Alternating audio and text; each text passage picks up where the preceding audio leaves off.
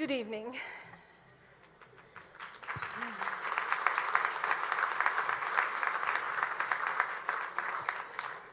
I'm a little nervous to speak tonight because I have not been able to have much intelligent conversation in the past 8 months.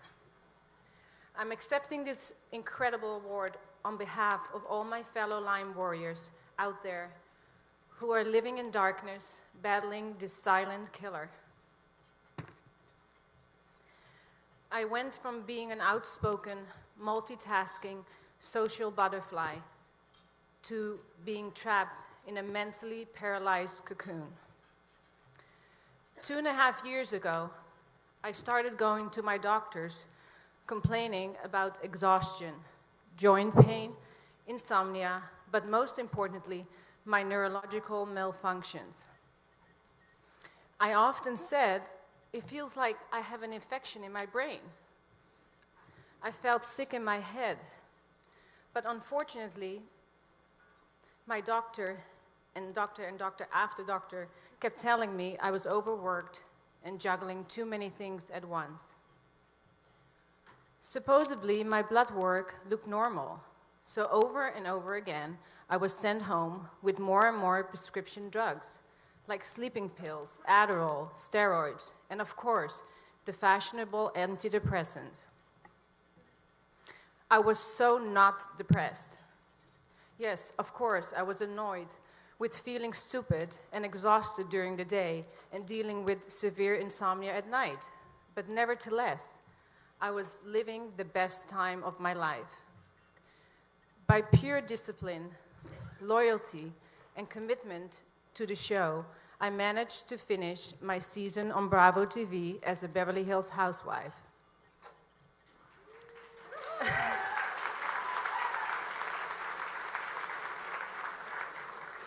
The last night of filming, I realized that something was really wrong with me.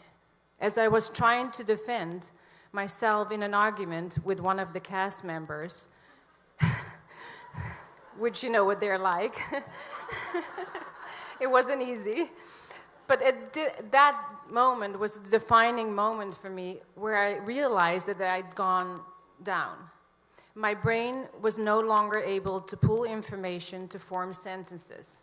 I had no word retrieval, and my memory was blank. And as I answered her, I said, "You're such an asshole." And you know, in Holland, in my language, we don't even have that word. We don't even use that. It's a word that I've never used before and probably never will again. So it was just that moment, the light had gone off in my brain. And when I finally released myself from being the tough cookie that I am, my body just shut down. I was so exhausted. It was even hard for me to walk from the bed to the bathroom. My migraine headaches were unbearable. I had this unexplainable cough that lasted for months. And my being literally dropped off planet Earth. I know we must never expect a return for our charitable work, but it was surely nice to be married to one of the most charitable men in Los Angeles. My husband rallied a team. No, not a team, an army of the best doctors to fix his new bride. If it wasn't for David's perseverance, I probably would not stand here today. We were so fortunate to have access to all these wonderful doctors. I often felt guilty for being so privileged to have all these helping hands. But unfortunately, that privilege did not mean anything. I was hospitalized for 2 weeks at Cedars-Sinai in Los Angeles and was absolutely turned inside out. But there were no apparent explanations for my drastic health changes. Besides the swelling in my frontal lobe and all kinds of viruses, they really did not know what to make of me. So they sent me home saying I had chronic fatigue syndrome. Hopeless and confused, I landed back in my bed at home, where I experienced some of the darkest days of my life. By now, I had become a shell of the woman I used to be. I could no longer participate in my life. I was unable to read, process information, write, or do anything as simple as watch TV. I honestly stared at the ceiling for so many months that I still remember every light bulb in it. My children's after-school smiles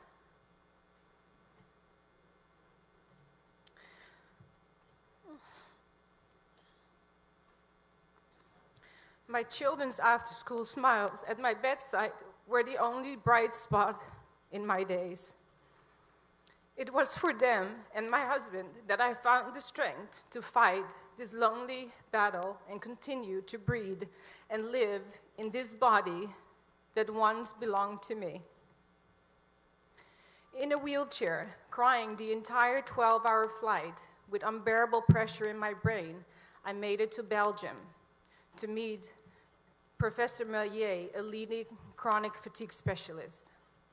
Somehow, my intuition gave me the hope that I would find my answers back at home in Europe. When I finally sat down in his office, he spoke to me in my mother language, and he said that in 40 years of practice, he had never seen a medical workup as extensive as mine. But unfortunately, it did not give him the answers he needed to treat me. 6 weeks later, once I was back home, we Skyped and he diagnosed me with chronic Lyme neuroborreliosis and a handful of co-infections. A simple culture had shown the spirochetes in my tissue. At that point, I had this moment of clarity. Everything he said all of a sudden makes sense as he explained the cause of my symptoms. 2 days later, I had a port surgically implanted in my chest, and even though I had a new spark of hope, the next chapter of this nightmare had just started. While my friend Tom continued to research and consult different Lyme specialists in the country, my husband took charge and became my private nurse, and together we started a brutal 90-day whirlwind of intravenous antibiotics around the clock. Meeting Mr. Herxheimer was a rude awakening, and probably the worst date I've ever been on. I don't think my English is good enough to explain to you the pain and the sickness I experienced every day of these 3 months.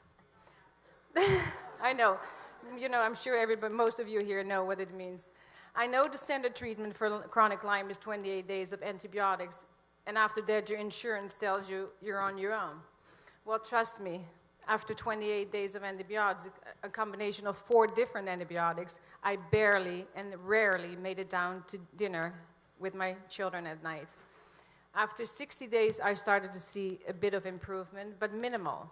Unfortunately, my body had become a toxic waste dump by then. The yeast started to come out of every part of my body.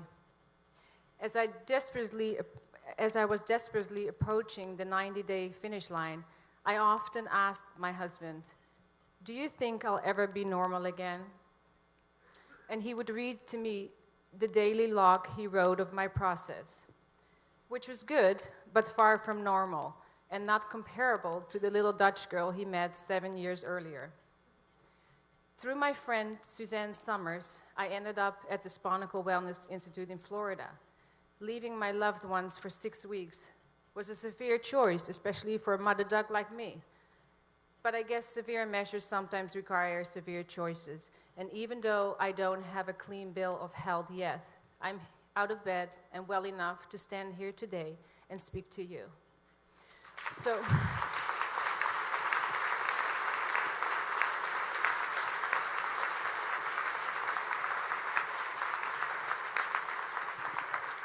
So my question is, where does one turn when diagnostic testing in the US fails and doctors keep sending people like us home with prescription drugs to mask our symptoms?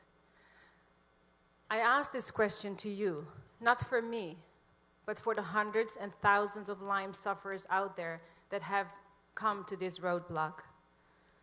We live in the most extraordinary country with the best doctors in the world. But the truth is, we don't have proper diagnostic testing. And there is no defined treatment protocol or cure for chronic Lyme disease.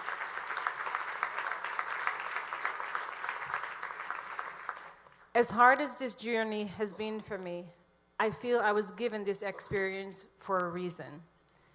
I'm here to represent all my fellow Lymies. We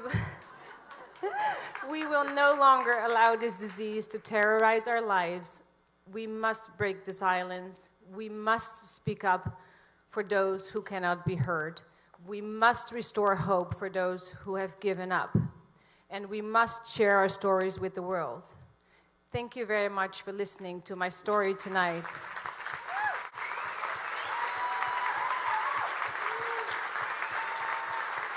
And I want...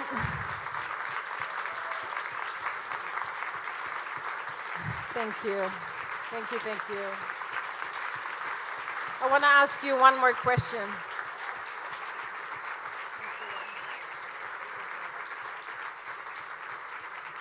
Thank you. You know, it's a funny place to stand here and ask for money, but for the Lyme Research Alliance, I dare to actually beg you to make a donation and be part of making a difference in our world. Please be generous and help out. Thank you.